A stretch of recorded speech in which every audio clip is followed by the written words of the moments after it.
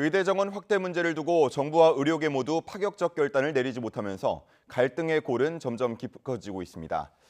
전공의나 의대생 모두 5월이 지나면 돌아올 이유가 아예 사라지기 때문에 전문가들은 물론 정치권에서도 서둘러 문제를 풀어야 한다는 목소리가 큽니다. 의대 증원을 둘러싼 계속되는 갈등, 김주영 기자가 짚어봤습니다. 정부의 의대 2,000명 증원 정책으로 시작된 의정 갈등이 석 달째 이어지고 있습니다. 전공의 상당수가 병원을 나가 돌아오지 않고 있고 의대생들도 교실을 떠났습니다. 기본적인 의견 검토조차 없이 의료 시스템을 송두리째 뒤엎을 수 있는 정책을 발표하였습니다.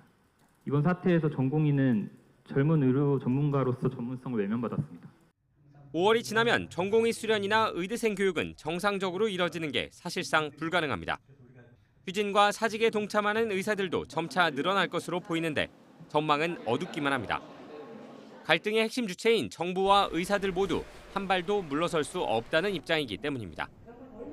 정부는 원점 재검토 주장을 받아들일 경우 의료개혁을 하지 않겠다는 뜻으로 비칠까 우려합니다.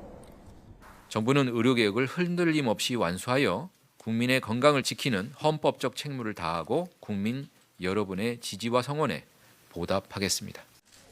의사들은 정부의 정원 확대에도 반대지만 섣불리 대화의 장으로 들어갔다가 정부가 내세우는 정책을 합리화하는 데 이용당할까 걱정합니다. 앞서 박단 대한전공의협의회 비대위원장이 대통령과 회동했을 때 의사 집단 내부의 비판도 비슷한 결이었습니다.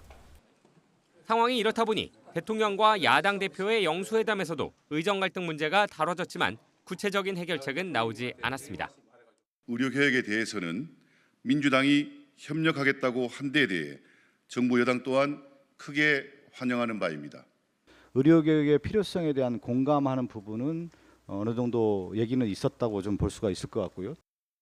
정치권에서는 문제를 풀기 위해 의대 정원 확대를 1년 유예해야 한다는 목소리까지 등장했습니다. 물밑에서 이뤄지고 있다는 의정 간 대화가 수면 위로 좀처럼 떠오르지 않고 있는 가운데 정부와 의사 어느 한쪽에 결단이 없는 한 문제는 계속 악화할 수밖에 없습니다. YTN 김주영입니다.